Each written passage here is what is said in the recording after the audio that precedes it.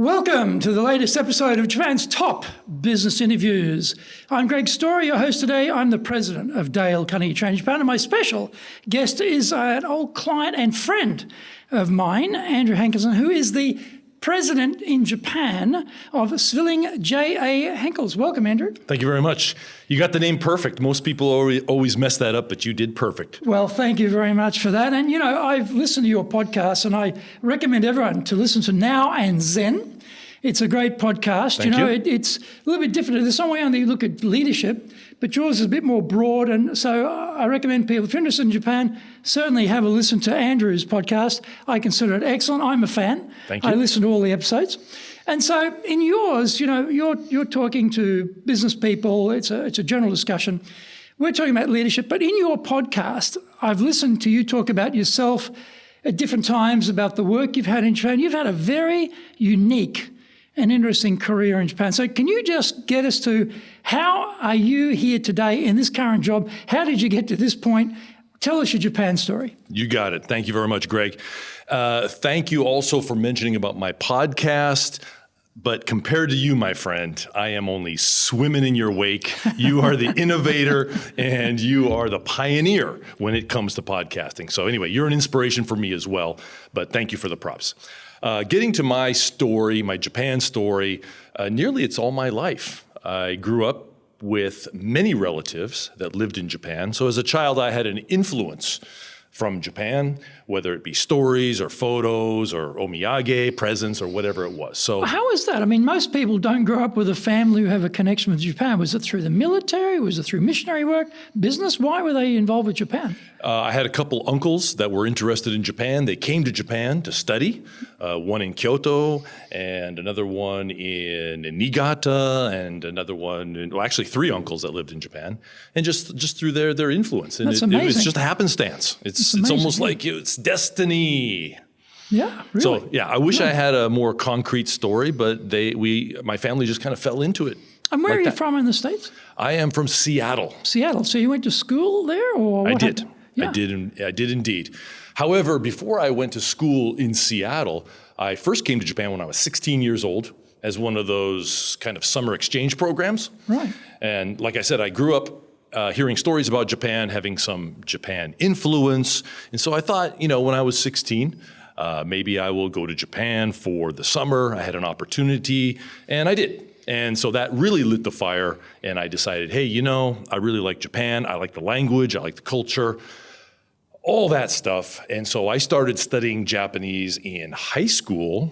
And when I graduated... Did they offer Japanese in Seattle at that time? No, they did not. Okay. However, they required a foreign language credit to graduate from high school. Okay, that's interesting. And the university very close to my high school did offer Japanese. So I petitioned my high school principal and said, can I take the Japanese class at the university and use that credit for my high school graduation? And he said, yeah, sure, of course, if you don't mind, or if you think you can handle a college level language class, be my guest. So, between social studies and PE, I would get on my little bicycle and I would cruise up to the university. I would take my Japanese class, get back on my bike and go back to high school. Well, that's interesting. The university accepted you as a high school student to come into the campus and do a formal course. That's correct. That's very flexible, Yeah, I don't know. I just made a request. It all happened. I don't know how rare that is. I don't know if it happens today. It's interesting. Sure. In Australia, many high schools offer Japanese. When I was at high school, my high schools back in the 60s, my high school didn't offer Japanese, but... Did they have high schools back then? They did. And the neighbouring high school, this is back in about 64, they had Japanese. Back in 64 in Australia, had Japanese at that point. Really? So very long history in Australia of studying Japanese at high school. So that's interesting. You had a great opportunity. So keep up with the story. Oh, okay. Yeah, so then when I graduated high school, I said, you know what? I am going to make my fame. I'm going to make my fortune. I'm going to go to Japan. And so when I was 18 years old, I came here. I worked at the very first Nova school, which was in Osaka. And I was an English teacher there with no real qualifications other than being a native English speaker. And so I worked a couple of years in Osaka, and I realized, probably without a university degree, I'm not going to get much fame nor fortune. Therefore, I went back to the U.S., entered university, and studied for 4 years, and I got a double major in international business and Japanese language. Very good. Yeah. So graduated with those credentials. I actually got my first job right out of university, was here in Japan, because Recruit, I don't know if they still have it or not, but Recruit used to have this recruiting seminar in the United States specifically for Japanese exchange students to do that whole shushoku katsudo recruiting activities to find their job when they graduate from university. What year are we talking here? This was in 1991. 91, right? So the bubble is just burst, basically. Before that, and so right, okay, go on. Yeah. Yep. But they also accept American students as well to this. It's called DISCO. It was the name of the organization. Like I said, I don't know if it's still around. Still going. Or not. Is it? Okay. As far as I know. And so, as long as you speak Japanese, and I did speak some Japanese at that point after studying Japanese for quite a few years, they do allow you to American students to also participate in the seminar, which I did. And long story short, I got a job. Wow. Through this seminar. So I already had a job lined up with a Japanese company before I even graduated from university. Wow. Yeah. That's great. So I came in 91 with my first job here in Japan. It wasn't my ideal job. It wasn't exactly what I wanted to do. However, it was a foot in the door, as they say. And I just wanted to get here. I wanted to work here. And so I did. And then from there, I would, try to, make my way. And so I worked for the first company, was a Japanese company. I worked for them for 3 years. I then moved to another. So what were you doing for those 3 years? What was the work? I was a buyer. Okay. A menswear buyer. See, you should be the menswear buyer now because you've got the necktie, you've got the gorgeous looking suit and the pocket chief and all that thing going there. Anyway, I'm just joking. But I had no experience with that. They taught me. That's the one thing about Japanese companies is when you work for a Japanese company, they really teach you the basics, especially if you're a new employee. They teach you, they don't teach you so much, the practical information that's related specifically to your job, but more so to function within the company. And I'm really glad that I had that experience at a young age. I don't know if I would be able to handle it now, but at the time I was 23 years old. And I'm very thankful for the experience. I learned so much about working for a Japanese company, about working in Japan, the culture, the communication style, the things that are not said in communication, et cetera, et cetera. So in fact, and that's interesting because we're talking about leadership today as a theme. So you are experiencing hardcore Japanese domestic company leadership as a recipient. So how was the receiving part of that as you're noticing, okay, this is how they lead in Japan. Did anything stick out for you on how they led people? There was some frustration at that time because a lot of the things that they were teaching me I thought were very, very basic, based on common sense, but a lot of it was just really drilled into you. It was repetition. It was almost militaristic in a way. I mean, there was times where we did gashuku, where we would spend a Friday and a Saturday and a Sunday at a dormitory, and we would have classes all day long on. And I worked for a department store, Japanese department store. At the time, it was the world's largest department store. And that's one of the reasons why they hired me was because at the time, internationalization was a bit of a key word. And so they thought they had to hire a couple of foreigners. This must be Daimaru then, I would guess. Negative, no, it was not. Okay. And so, I learned how to do that gift wrapping. Okay. They talked about how deep you bow and what you wear and how you package things and wrap things up and how you address people, how you address customers and your superiors and et cetera, all of those things that are taken for granted with Japanese and Japanese society. For me, it was eye-opening. And I started this whole explanation off by saying I was frustrated. And there were times where I was, but in hindsight, it was a really great foundation to living and working in Japan. So, and that was a very large company. As I said, at the time, it was the largest department store in the world. I think they were only the largest department store in the world for like 6 months because I think they built a larger department store in Dubai or somewhere in the Middle East later. So they held the title for about 6 months, but I was there during that time. And I worked in the menswear department, and I was a buyer. I knew nothing about fashion. I still don't, obviously. But I did learn a lot, and I really appreciated the opportunity that was given to me. I am still in contact with the chairman of the department store. Very good. And even when I got my current position, I went and met him. I gave him my business card, and I said to him, thank you very much for initially hiring me in 1991, which was literally 30 years ago now. And thanks to you, this is what I've done in it wasn't 30 years at the time, it was 23 years. And we just had a really nice conversation. So we're at still in that touch time, he wouldn't have been chairman. He would have been something, a senior executive. I think he was president. Oh, he's president, right? Yeah, Okay. managing director or something like that. Yeah. Yeah. So, but working for a Japanese department store, you kind of see your career path. It's a typical Japanese company where you progress through the ranks, and it's based more on years of service than it is your input and your results. And that was a little frustrating for me because I'm a very results-oriented person. And, I said, hey, look, I'm doing this, I'm doing that. I want to be recognized for it. I want to be compensated for it. And that's really not what working for a true traditional Japanese company is all about. So I made a move after 3 years, and I moved to another Japanese company then, but it was much smaller.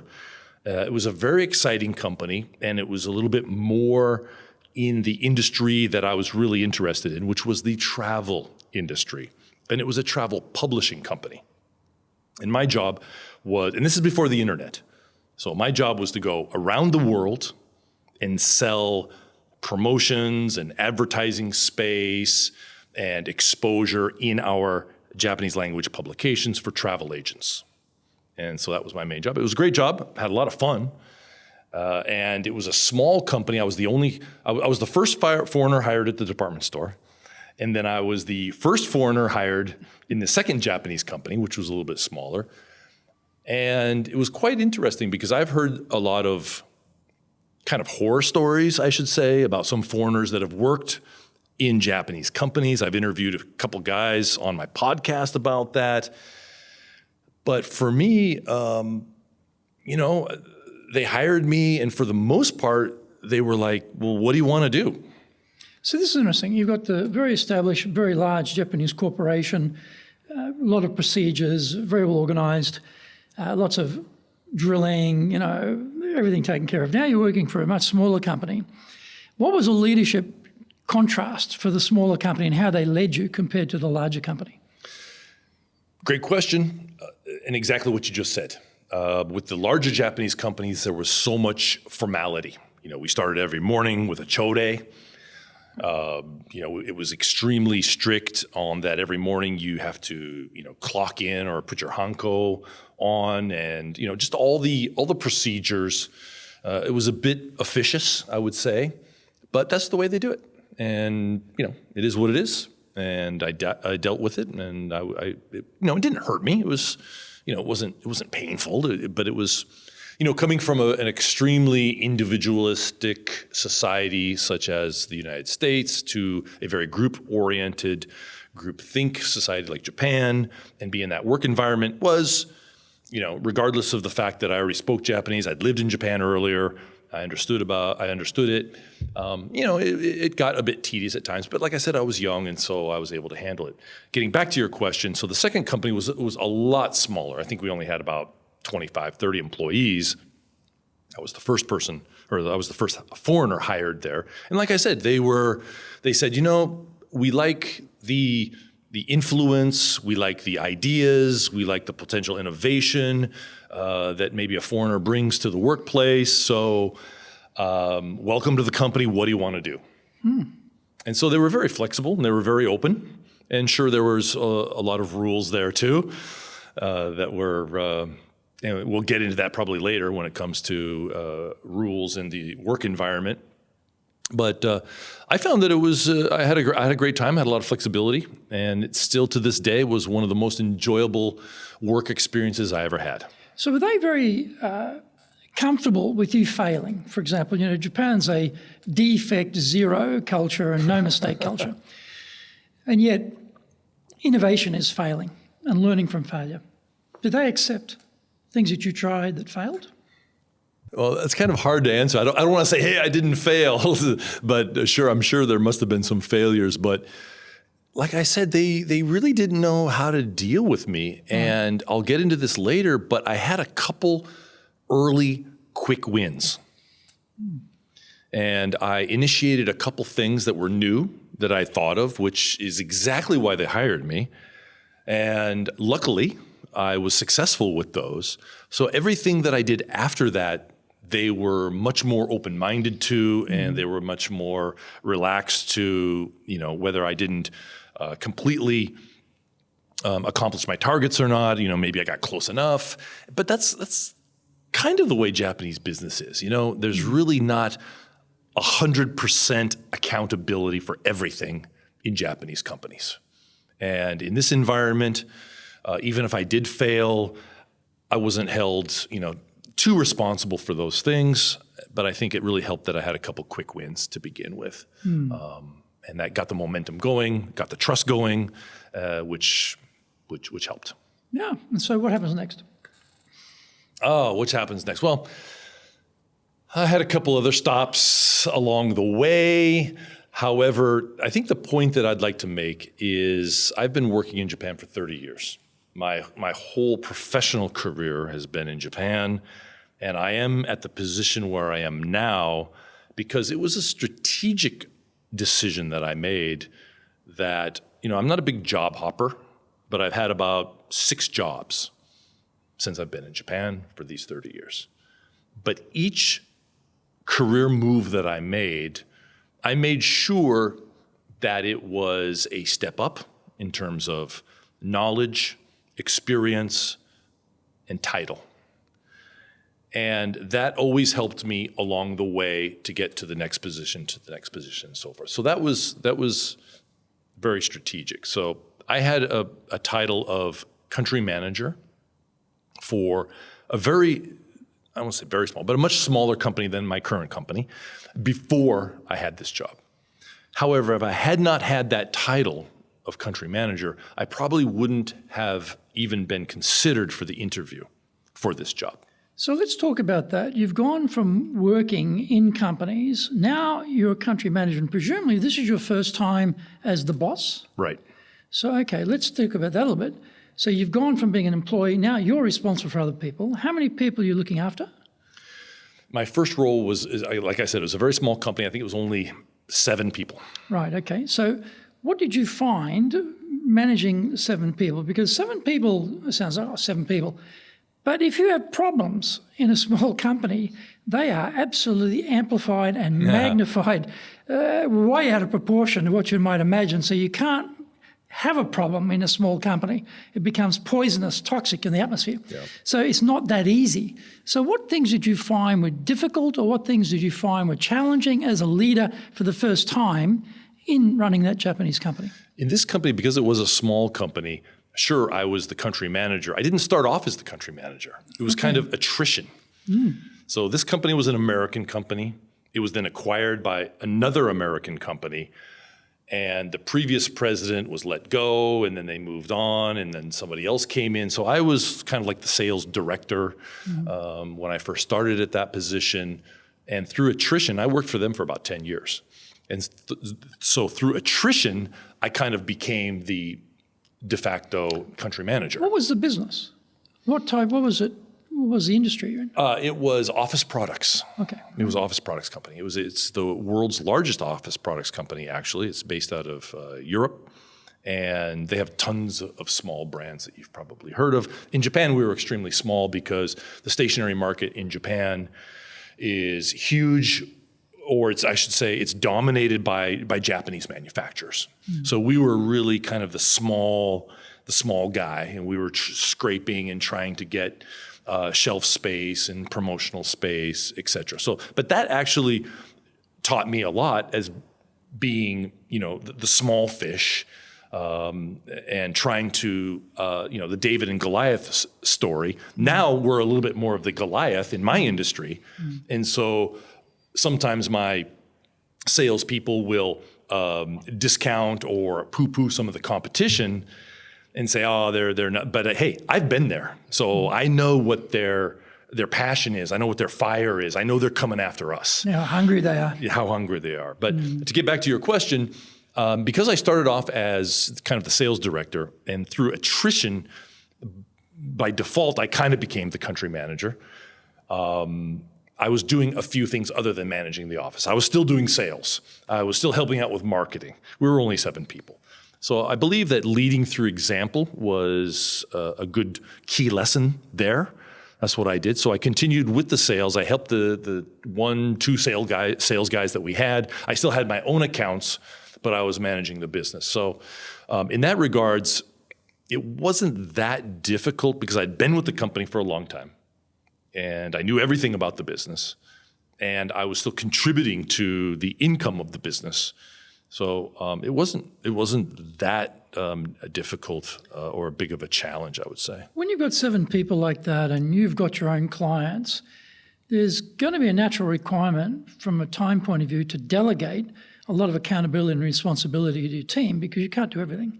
So how did you work that? How did that work for you to be holding these salespeople accountable for what they're doing while you're doing your thing? Well, it was such a small company that I didn't delegate. I mean, I delegated some roles like the marketing role and the accounting and some of the back office and administrative type of things. But on the client-facing side, on the sales side, I worked hand in hand with the salespeople. We didn't have that many clients. Okay. It really wasn't that big of a business, and so I didn't have to say, okay, I'm now the country manager or the president of this company. Therefore, I'm not going to do this part of the sales business anymore. I'm going to give it to you. I'm going to delegate it to you. We really just didn't have that type of culture. Okay, and so then you get into your current job and you've got a lot more people. Yes. How many people did the company have when you joined? Over 200. Wow. Over 200, and we have maybe around 250 to today. Wow, okay. And, so it's a big you're going from 7 to 200. Yeah. How do you make that transition where you've been hands-on, know everything about everything, and now you've got people in stores, you've got people in the headquarters, you've got a global organization, you've got a lot more attention on you, a lot more spotlight. Yeah. How did you make that jump, and what were the challenges that came up for you leading that organization? Wow. Yeah, there were tons of challenges. Number one is I was entering into an industry that I knew nothing about. So it was like drinking from a fire hose, the proverbial saying that they have. So there was so much information that I had to digest just about the industry, learning about my industry, and learning about my people, and learning how we make our money, and at the same time trying to grow the business. So and we'll get in, I know you have some questions probably about leadership, and I'll touch on some of those, but yeah, it wasn't easy. It wasn't easy, and the challenge. So here's a question, right? They have been in that business, and you turn up, and it's like, oh yeah, you speak Japanese, so what? Yep. We all speak Japanese too, by the way. Yep. Where's your value add here? You don't know any damn thing. Right. Why should we follow you? Yep. So how do you deal with that type of maybe unstated resistance, but probably resistance under the current? Yeah, there was some with some people. Absolutely, there was that. But I believe, as I mentioned before, getting some quick wins. Well, even before that, I think you need to gain trust. How do you get that trust? And I gain trust mainly by, and it sounds cliche, but by being myself. And I'm a pretty social person. I'm pretty open with people. And I have a good communication. I like to think I have a good communication style with people. So I started off by interviewing all of my employees, finding out what they do, what their goals are, what their aspirations are. No, not all 200, because my company is split. We have a factory, which is in Gifu Prefecture, where we actually make kitchen knives. We have back office is there. The front office is all here in Tokyo. It's where the sales, it's where the marketing, it's where PR, it's where I am. So in the Tokyo office, we were about 30 people. So that was my first goal, was just to get to know my people, find out what they're doing, what their goals are, what their aspirations are, and try to connect with them. If you can connect with people, they will listen to you, and I think that leads to motivation. I believe it leads to engagement. And so we kind of started from there. Are you doing business with Japan? Do you really know how things work? Japan Business Mastery provides the answers. Do you have the right networks and know how to create them? Do you know how to get on the same wavelength with Japanese buyers? Do you know what being trustworthy looks like from the Japanese perspective? Japan Business Mastery is based on more than 30 years' experience in Japan and will become your go-to guide. Want to succeed in Japan? Buy Japan Business Mastery now. So how do you connect? I mean, you're American, they're Japanese. Okay, you lived in Japan. Yeah, okay. Yeah. So how do you connect with those people? Well, first of all, I started with the one-on-one interviews. I tried to be myself.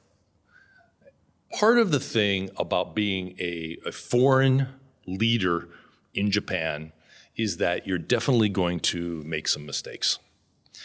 And being a foreigner in Japan, you're allowed a bit of some leeway, especially when it comes to cultural issues.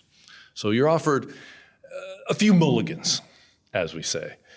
However, I think it's important to own up to any mistakes that you make, to recognize them, maybe if they're not too egregious, maybe laugh them off a little bit, and just be open about it. And I think that leads to some trust, actually, and I think it leads to more engagement. So communication is really key when it comes to leadership, I believe. I mean, when it comes to leadership, okay, people say, what is leadership? And I think that's defined by the person in some regards.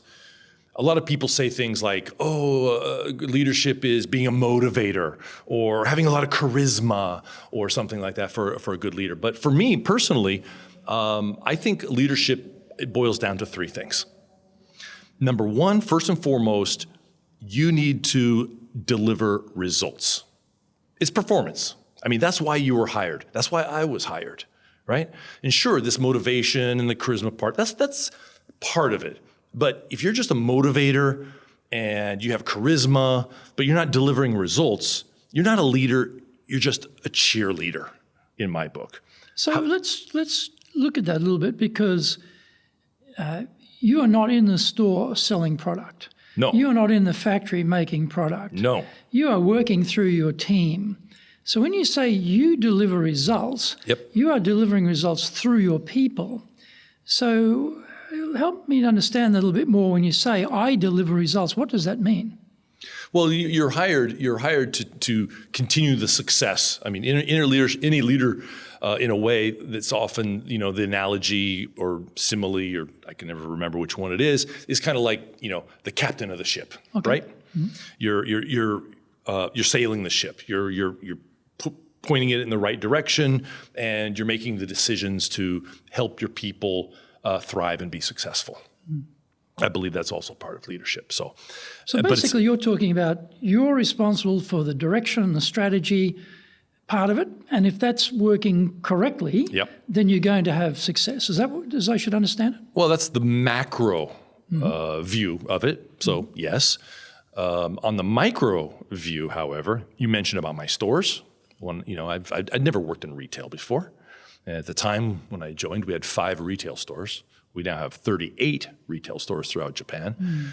I take that back. I did work in retail. Yeah. So when I worked at the department store, I was a buyer, and I did everything from the glamorous, which was like going to New York and buying product, to the opposite of glamorous, which was sitting in a cold warehouse and inspecting the products that I bought and making sure that what I ordered is what delivered and put the price tags on them, et cetera, et cetera. And part of it was also visual merchandising. It was regular merchandising, all of these things. So I did all of that. So when it comes to our retail stores, when I talk to the store managers, the retail manager, and we talk about merchandising, we talk about visual merchandising, I've done that. And so I've had the experience there, and I kind of know a little, even though the product is a bit different, I kind of know what I'm talking about, and I have the experience. You can kind of, you can walk the talk. So having that, I believe, adds value because you have experience and you can introduce things that maybe they didn't think about, and that's what we did. So I gained some trust. My stock perhaps rose a teeny tiny bit at that point. So yeah. And so in that sense, we talk about getting people motivated to perform. We're the leader, but we can't do all the work. They have to work through people. So a big part of that is getting people engaged. So I don't know whether in your company's case you have employee surveys, satisfaction surveys, engagement surveys or not. Do you have that type of thing? That's a good question. You're totally correct. The engagement scores for Japan is always the lowest in the world.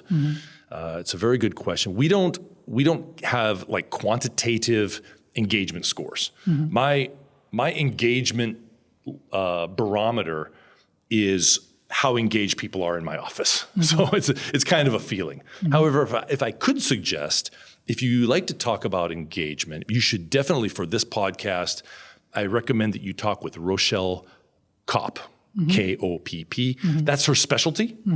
I had her on my podcast. Fascinating. I listened to that, and she knows what she's talking about. She could speak about engagement much more intelligently, obviously, than I can. However, having said that, I think a lot of this low engagement discussion stems from the fact of hierarchy in the workplace, right?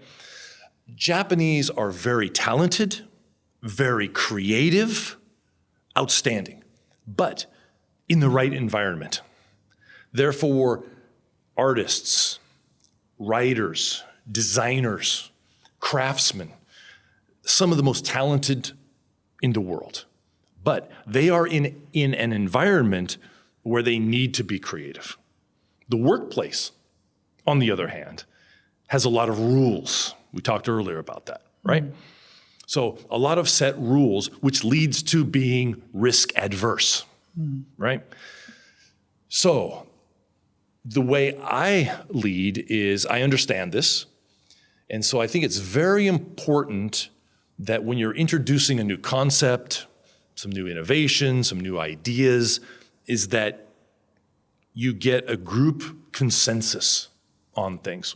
All of the players that are involved in whatever it is you're introducing, they need to be all in agreement, because if we do it all together, I mean, Japan is a collectivist society, right?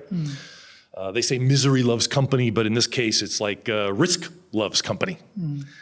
So they're more apt to, as a group, take on any new challenges, because if it fails, nobody's responsible. What you're describing here is a classic Ringi Seido, right? Of the hanko, the stamps, everyone who's going to be impacted by this decision puts their personal seal on the piece of paper, which signifies I'm in agreement with this change. Right. And then, as you say, if it blows up, we're all responsible, therefore none of us are responsible. So it doesn't sound that very different from a very traditional Japanese, system of getting harmony. So you're a foreign company, so where's the difference here? It just sounds the same to me as what any Japanese company would do. Might be. We're a foreign affiliated company.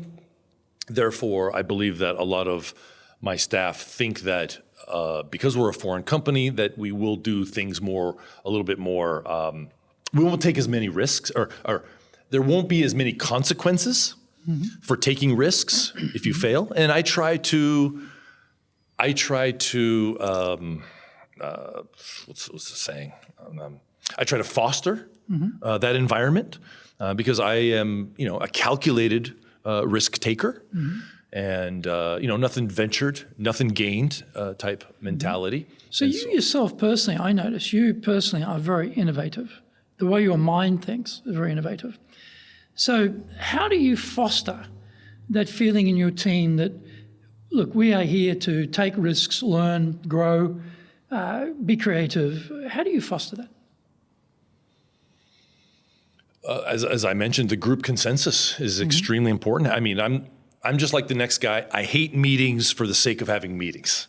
But in this case, if there is a new innovation, if there's a new idea that needs to be presented, a new direction in the company that we're going to go, we need to get all the shareholders, all the stakeholders together, and we agree that we're going to do that. And it could take, longer than one day. It might take some time to foster that. But at the same time, myself as the leader, I need to let them feel comfortable that they have the freedom. I hesitate to use the word empowerment. Do you know how to say empowerment in Japanese? Absolutely no idea. Well, it's a good thing because the word doesn't exist in Japan. There is not a direct translation for empowerment as we understand the word for empowerment. It's like the other word Japanese. is engagement. How do you explain engagement in Japanese? No word for it. Empowerment, no word for it. And therein lies part of the problem. But empowerment is extremely important, and so I try to foster that. Just quick side story, if you don't mind. Yeah, go ahead. Every year, when the new year starts, we have kind of a sales conference where I present what the targets, both quantitative and qualitative, are for the company for that year, because we set the targets as a company at the company level, and then all the staff will set their own personal targets, and it'll filter down. So eventually, everyone exceeds their targets, then we reach the company target, right? Now, is that target coming from headquarters overseas, and then you receive that number, and you say, okay, this is the number. Now, you tell me how you're going to get us to that number. Is that how it works? Exactly. Okay. That's exactly how it works. Right. And everybody's bonus is based on achieving their personal targets, but also the company target as well. Okay, so we have this sales conference, and I'm presenting to everybody. And my theme was, and every year we have a theme, but this theme was talking about goal setting, target setting, and defaulting to the opportunity rather than defaulting to the risk. Because in Japan, they tend to default to the risk, right? Risk adverse.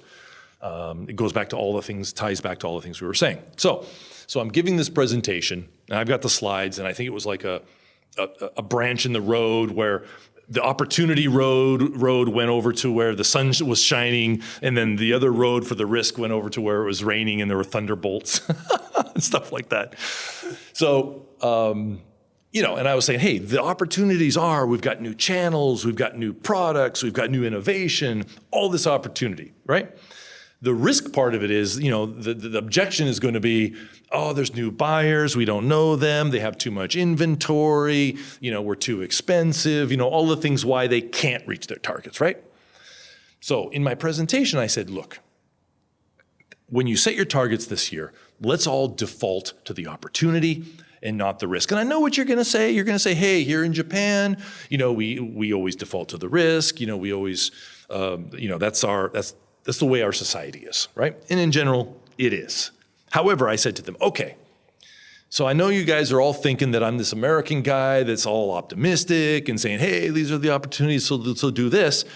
But I can prove to you that you can default to the opportunity. By a show of hands, how many of you here will not reach their targets and will not receive their bonuses this year? Raise your hand. Nobody raised their hand, of course, right? Okay, show of hands, how many of you will reach your targets just perfectly, just so you achieve 100% of your targets? Or sorry, you achieve 100% of your bonus. And a couple hands come up.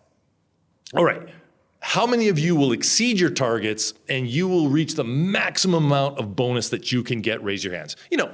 95% of people, they all raise their hands. So I'm like, see, you can default to the opportunity, right? When it comes to your bonus, you can. Now, maybe they were defaulting to that because they were planning to default to the risk and make their targets very low, so they thought they would get high bonuses. But I think you understand my point. I do. Yeah, so I do. That's one story that I had in our company. Well, one of the things too, as I say, in my experience working with you, dealing with you, you're a very innovative person. So often when you are an innovator yourself, you tend to become the central font of innovation. And this overflowing of this font of innovation, you're pouring out possible ideas all the time. Yeah. And sometimes that means that the people themselves are actually following your innovation and delivering and executing on that, as opposed to coming up with their own innovation. So how do you get people, what's the balance for you, I guess, between your ability to innovate, your drive on innovation yourself personally, and getting the team to be the ones who are actually stimulating the ideas, coming up with the new concepts? Well, one of the benefits of being a larger manufacturing company is that I have 4 product managers for each category of my business. And so the product managers get a lot of input, not just from me, but from our headquarters. They get input from our factory. They get input from the salespeople who are out in the market that know what the customer wants and needs. So it doesn't all come from me, and that's fine. I don't want it to have to come from me because I'm not that type of leader where I stand up on a pedestal and I said, these are the golden rules, this is what we're gonna do. I don't, that's just not my style. Mm-hmm. So, what the market needs, combined with the direction of headquarters, combined with what our factory can do.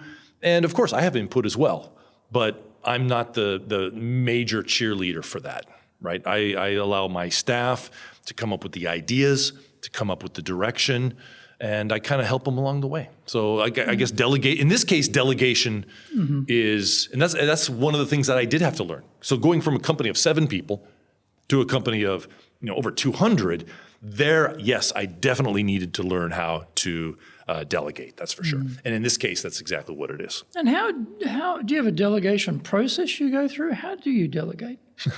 Because I'll give you an example. When I joined a company called Jones Lang Wooten, now called Jones Lang LaSalle, I joined the company. My boss came to my desk. He had 2 manila folders with all the paperwork of all the correspondence they'd had with Japan. And he just dumped it on my desk. And he said, okay, get to it. That was his delegation, right? That's his delegation. Huh? So I had to work out myself, how am I going to do this, right? And so when you say you delegate, do you have a particular way of delegating with people? That's just pretty much common sense, I think, because if it's a marketing issue, it's marketing. If it's new product development, it's product managers. Okay, well, let me be more specific. There's what we call dumping, which is like, okay, here's the project, get onto it, right, and goodbye, and I'll see you at sort of results time. And then there is other ways of getting people motivated to want to do it, because often as an employee, when your boss gives you jobs, you go, hang on a minute, I'm already busy. I was busy before. Now you're giving me your work as well. I can't even handle what I've got on my plate. Yeah. I resent you asking me to do this. I'm not motivated to do it. Yeah. So when you talk about delegation, there's delegation and there's delegation. Right. So I want to hear how you give a delegation the way that motivates people to want to do it. Okay. In that regard, then I'm not a dumper. That's for sure. Very good. I'm not a dumper. So, no, I'm very sensitive to the workload of the staff. But I also trust them, and I believe in them. And I believe that they can do what it takes to accomplish their tasks. Mm-hmm. So when I have something new that I said, well, maybe I should give it to, Mr. A or Miss B or whatever, I kind of evaluate what it is, and I evaluate what I know is already on their plate, and just where it fits into the priority of things that we're doing. So I do make definitely a calculated decision on the weight of whatever it is that I need to delegate. And I just decide that way. If you want to be successful as a leader, do the Leadership Training for Managers course. All companies need people who can both manage and lead. Leading people screams out for real skills in communication, dealing with all different types of people, being excellent at innovation, planning, delegation, handling mistakes, doing performance reviews really well, and inspiring and motivating the team. Do the Leadership Training for Managers course now in either Japanese or English. I mean, that's first of all, you're making an intelligent selection based on a number of criteria, as opposed to a lot of bosses decide on, they look around, who doesn't look busy? Boom, and they give to that person. No, we're all busy. We're all busy. We're all busy. All right, so you've got a good innovative group there. Yeah. And do you get a situation where Japan becomes a stimulus to global for development? Because the Japanese consumer is so picky. Yeah. They're so difficult.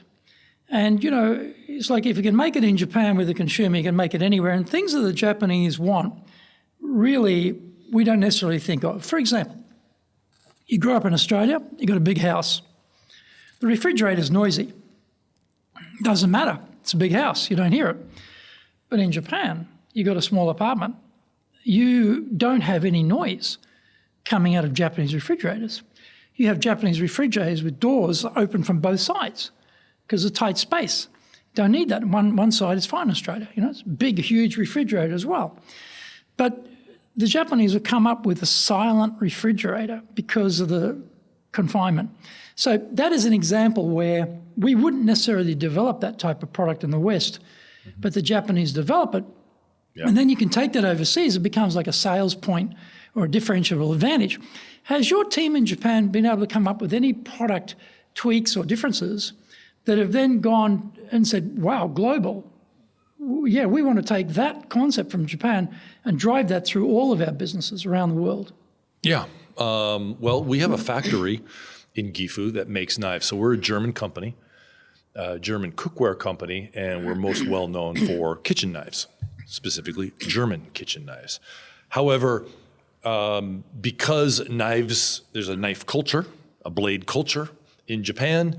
Japanese knives have a great cutting edge. They have a different angle, a different profile. The handle is different, et cetera, et cetera. Japanese knives are very popular around the world. Japanese cuisine is very popular around the world. Therefore, Japanese knives are also extremely popular. So we actually manufacture Japanese knives for export. So we do, introduce our products that are made in Japan. They're not obviously as complex as a refrigerator, but they have probably the best cutting edge, the sharpest cutting edge of any knife in the world. So that's a little bit of an obvious example. However, another brand that we have, which is a French cast iron brand, it's made in France, very popular in Japan. You're allowed to say the name. Promote the hell out of the business. Don't worry about that. Stobe. Yeah, very good. Tell us about it. Yeah. So Stobe is extremely popular in Japan, especially with especially with professional chefs and people that are serious about cooking. Stobe is their pot of choice for sure. Okay, so. But because it's very popular with chefs, it comes from France, has a little bit of this image that, it's cast iron. Oh, you have to season it. It's heavy. It's difficult to work with. You could only cook French food in it, etc. It has a little bit. It had a little bit of this image to it. It's gained a lot of popularity, and what we did is we created a line which we call Japonesque, and it is a cast iron line that is specifically made for cooking Japanese food. So whether it's a rice, or it's like a wanabe, or it's like a donabe, we call it wanabe. We have a gohan kokote. We have some ceramic rice bowls that are made in Japan. We have a sukiyaki pan. So what we've done is we've taken some products that are made in France that have this European image to them, and we have applied them to the Japanese market. It's been hugely successful. However, these products also turned around, and what is a wanabe, which is kind of like a donabe in Japanese, now becomes a different name in a different market, and it sells quite well there. Or the rice, cocotte rice is popular all around the world, in Thailand, in Spain, in the US. And I mean, rice is extremely popular, not just with Asian cultures around the world, but rice is made everywhere. So this pot, this rice cocotte, is perfect for cooking rice. And suddenly what we developed here in Japan is now a bestseller in the US. It's a bestseller in Europe. It's a bestseller in many other markets. So this must give the people in your team tremendous pride, because that Japanese innovation, that Japanese artisan mentality, that attention to detail, the quality, and for them to develop something here and then take that global, how did that impact the team? Well, Japan, luckily, is one of the top 5 markets in the world for my organization. And I think most of our employees have a lot of pride. Well, first of all of the staff that work in my company are really passionate about our brand. They like to cook. We often exchange recipes. We talk about what we made. We are all heavy users of our products. So there's a lot of pride. I mean, the company this year is 290 years old. So there's a little bit of history there. So there's a lot of pride in working for this well-known brand. At the same time, there's a lot of pride in working for a company that's very successful. And as I mentioned, we're one of the top 5 countries in the whole group. And so I think there's a lot of pride in that. Because the Japanese knives that we export, that's part of the equation, but aside from the factory, it doesn't really touch most of the staff. The people in our factory are extremely proud of the success of these knives. So this is interesting, right? You're dealing with people in an office environment all day long. Factory environment, totally different. I'm not in charge of the factory. Well, are you not responsible for the whole of Japan? Yes, I am. So the factory comes under your gamut? Technically, yes. Yeah. But I am not shy to say that I don't have any manufacturing experience.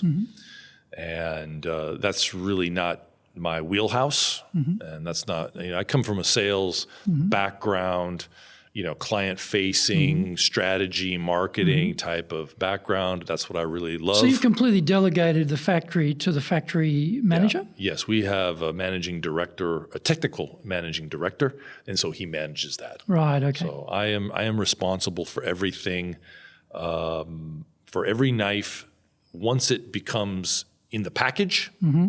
Right. And where it goes from there is now under my responsibility.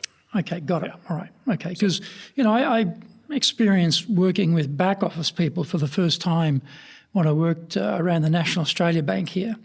And that was a big shock for me because I've always been sales, marketing, front client greeting type of person. And then I met people who were really back office people, and the mentality and the whole dynamic was so different for me. I found it very perplexing to try and motivate them because what was interesting to me was not interesting to them. Right. And I've worked in factories, and when I was younger, I spent a lot of time in factories, so I understand what working in a factory is like. So, trying to lead people in that environment can be difficult. But you didn't have to do that, so that's all good. No. So if we talk about, say, one of the things I suppose too is building trust with people. We touched on that a little bit before. Let's go a bit deeper on that. How do you go about building trust with people? And now, particularly, we're going to include a little bit about COVID of this because I don't know about your company. Are your people all working in Shibuya? Are they in the headquarters or they're working at home? No. Right, okay. So, well, if I could say, they're not all working from home. Some are in the office, some are at home. And that's another thing that I did was rather than just unilaterally say, no, you all have to work in the office or no, you all have to work at home, I actually initiated a anonymous survey where I asked all the employees, both in the office in Tokyo, but also in Seki. I gave them 4 choices. Number 1, work majority from home. Number 2, work a majority from the office. Number 3 was kind of a mix, 50-50. Or the 4th one would be work at the office but have flex time. Come a little bit late, come a little bit early, et cetera, so you could avoid the rush. And overwhelmingly was work a majority from home. Right, okay. Right. So when we talk about leading and trust, et cetera, when we're in the office together, we're visually interacting with each other, we're chatting, we're talking, we're having meetings. So you build up that degree of touch and flexibility with people, builds the trust. Yeah. Now you're talking to people through a screen, you're not having that same ability to touch base with them. So what have you found has been different now for you as a leader compared to before? What have you had to adjust? Surprisingly, one of the greatest fears I think for any leader during this COVID pandemic would be that if everyone's working from home, that productivity is going to go down. And knock on wood, so far that hasn't happened with us at all. So, well, why is that? I believe that I have trust in my staff. They're all qualified, they're professional, and they're going to, they still have targets. We, of course, halfway through, we adjusted some of our targets. Some of the projects we eliminated, and we prioritized what our tasks were. And this goes back to last year, 2020, and we're doing the same for this year. So, what they had on their plate at the beginning of the year was a lot different than what they had on their plate at the end of the year, right? But they still accomplished what they needed to do because they're professional and they're adults. So, I like being in the office. To be honest with you, I kind of like that environment. But what I found through that survey is that most people, and I did the same survey again for this year. I said, and this is before we had the current state of emergency, things are probably going to be getting better, but we've had this taste of what it's like to work from home. What do you want to do in 2021? And again, overwhelmingly, whether everyone has a vaccine, they still want to work from home. So do you work from home too, or do you work in the office? Sometimes. So you're mainly in the office? Mainly in the office. I'd say I'm about 80% in the office. A majority of the staff, I would say, are, some people are 50-50, but most people are like 80% at home, 20%. They come in maybe once a week, which is fine. So I've found myself, February last year, we made a decision we would work at home. If you wanted to come into the office, no problem. If you need to come in the office, no problem. But predominantly, let's work at home, which we've been doing. But what I found was that the coordination of things became a lot more difficult. That I had, as a leader, I had to have a lot more conversations with people to connect things, to make sure that things were happening between people and people would know about things going on, because I was having one-on-one conversations this way, but the rotary connection, between those people wasn't there, which in a normal office meetings it would happen. So I found that much harder. How have you found it? Well, we used to have, with all the managers, we used to have an in-person once a month meeting, right? Where everybody would, give updates, announce changes, and we would kind of set strategy. We'd get all on the same page once a month. Includes managers that are down in Gifu Prefecture as well. But what we've done now is, because we don't get together once a month, we tend to get together a little bit more often via Zoom. And so actually the communication has, I don't want to say it's improved, but it's maybe we do it twice a month, where everyone, and there's only about 9 of us that are in upper management, and so as long as we are all on the same page with everything, the communication is not a big deal, because I see them in the office maybe once or twice a week. We see everybody together a couple times a month, and then I'm not directly talking to every single product manager and sales guy out there, and I leave that. Again, we kind of go back a little bit to delegation perhaps, but hey, it's 200 people. I leave that to the area managers, or to the sales director, sales manager, marketing director, et cetera. So,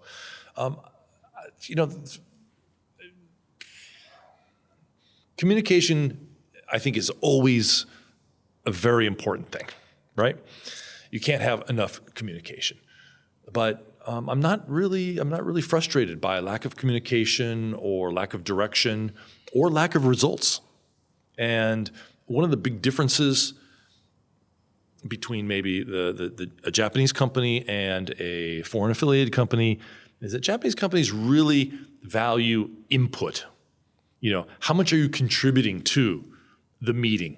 How much time are you spending in the office? How much are you, working overtime? So it's what you put into it. But what we value and what I value is output. Right. So what are your results? How you get there, how you get these results. The input is not really that important to me. It's the output at the end of the day. And that goes back to what I said about, delivering results. Is for a leader is, as a leader, delivering results isn't the only thing. We of course, engagement is extremely important. You need to communicate, you need to have empathy with people. And then also I would just add the qualities of a good leader also would be market intelligence, for sure, right? So you need to know your market. You need to know what are the trends. You need to know what are the new innovations. You need to stay ahead of the curve, because your staff expect you to know those things as a leader. They expect you to communicate what's going on in the market, whether it's not just Japan, but around the world. What are the trends in Europe and the US? Because eventually some of them might come to Japan as well. So communicating what these trends are within your industry is very important. So delivering results, have a good people skills, being engaged, and then market intelligence. For me, that's kind of my mantra, I guess, what I believe makes a good leader. But I don't really think that's Japan specific. I think that could translate to almost anywhere. So Andrew, we've covered a lot of things in leadership. Yes. Is there anything I haven't asked you I should have? Boy, you're very thorough in your questions. So one thing, if I may, for how many listeners or subscribers do you have? I heard it's like something like 100,000. For our podcast? Yes. No, it's much smaller than that. This is a very niche, extremely niche, now you're very being niche humble. podcast. Yeah. Now you're being humble. Well, for your tens of thousands of listeners, if you enjoyed what you heard today, and you enjoy Greg's podcasts that he has, I think you probably might enjoy my podcast. Give us the name again. Yeah. The name of my podcast is Now and Zen Japan. Yep. Okay. Now and Zen Japan. Yep. And you can find it on iTunes or any platform where you consume your podcasts. And we're up to what episode now? 30. 30, episode 30. 30. But I don't do it as frequently as you. I mean, this is not my job. This is just kind of a side hobby that I like to do. I only upload 2, maybe 3 a month, but and I interview business people as well, like you do. But I also interview craftsmen. I interview people from the hospitality industry, areas that I'm really interested in. And they all have really fascinating stories, and they have a lot of great insight, both foreigners that have lived a long time in Japan and Japanese that are bilingual. It's in English.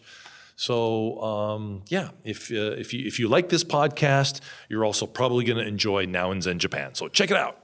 Good thinking. Yeah. All right. So if we're going to give some advice to someone who's being sent to Japan, okay. Your next assignment is Tokyo. Yeah. What would be 3 pieces of advice you'd give them? All right. 3 pieces of advice. All right. It might sound cliche, but number 1 would be to enjoy the ride. And what I mean by that is it's your first time in Japan.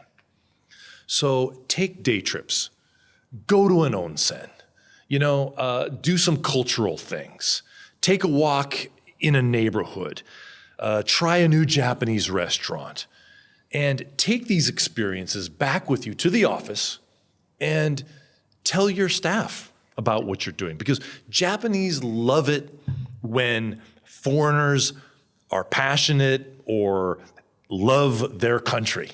And probably what's going to happen is they are going to give you a recommendation on where you should go or what you should do next, and then you do it, and it becomes kind of like a positive, vicious circle in a way, but it leads to communication that's not just about business. And I think that also fosters a little bit of the trust angle. Is this a humanization of leadership, do you think? Yeah, for sure.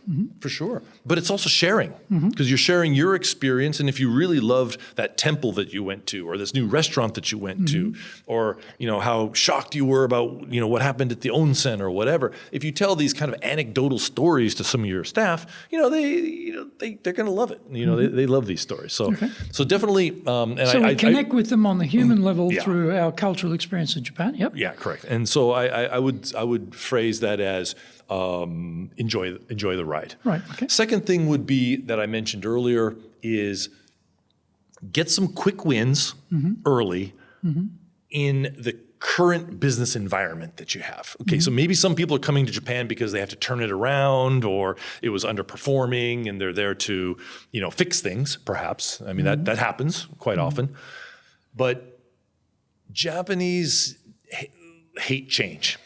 So if you come in and you want to change the culture and you want to, create all these new radical, and you have all these new radical ideas, it's going to be met with a lot of negativity, and there's going to be a lot of pushback, and it's not going to be enjoyable, right? So if you get these quick wins early in whatever environment it is, you're going to get a little bit of momentum going, right? And so people are more apt to kind of believe in you, to follow you, trust you, and then, introducing maybe some of these more innovative, some bigger disruption ideas will probably be met with less resistance. Actually, just to plug my own book there, chapter 30, I think it's the last chapter 30, last chapter. When you get a chance to have the last chapter, you will smile. Oh, really? Because it talks exactly about that issue. Oh, really? You are sent here and how you will fail unless you have the right setup for being in Japan. Oh, definitely. And people don't understand that. And then they have all these issues of trying to force change. But very good advice. What's some other advice? Another bit of advice, this might be more applicable to Americans, but is mentally prepare yourself for things to move or to develop a lot slower than you're used to, right? The decision-making process in Japan is slow, especially the sales process in Japan is extremely slow. I've lived here, I've worked here for 30 years, and I'm still sometimes surprised. I'm still sometimes frustrated at the pace of the way things transpire. Don't you love that when your salespeople come to you and they say, yeah, we finally got that client. And you think, oh, that's great. And then you think back and you realize, hang on a minute, this has taken 4 years. 4 years, okay. Or 3 years or something, because we have that. We have, yeah. We're now going to be doing training for the XYZ company. And you realize, hang on, we talked to those people 4 years ago, 3 years ago. It is a long cycle, isn't it? Yeah. I think I mentioned this before, but it's very important about being yourself. But there's kind of like a fine line between adapting to the local culture and retaining your personal management style. So it doesn't do me any favors if I come in like, full on American and push my views and do it typical American style. It's not going to do much to really enhance my chances for success. At the same time, if I try to be Japanese, and you've seen it happen before, number one, you can't be, right? And if you try to, it's just going to creep people out, So it's kind of finding that sweet spot between localizing yourself and then kind of keeping your own personal management style and finding, like I said, that sweet spot, that balance, I should say. I think that's pretty important. Well, it's what we're trying to do as companies. We're trying to find the best of two worlds here. Yeah. Bring best practice to Japan, but also localize for Japan. So same thing on a personal level, I guess. Yeah. Any final comments, Andrew? Any final advice before we wrap it up? No. Thank you for your time today. You're a great interviewer. Thank you. I really love your books. This one is the Japan Business Mastery. It follows up on the Japanese Sales Mastery, which I read is a fantastic book. Thank you. And I'm looking forward to having you on my podcast. Well, I welcome that. I'd love to be on your podcast. Yeah. I've got my Japanese word that you need to have that can't be translated ready to go. Oh, That's a segment, always a segment on your show, which I enjoy. But thank you. Andrew, thank you for today. All right. You're a very busy man. I appreciate that. And my pleasure. Please join us for the next episode of Japan's top business interviews.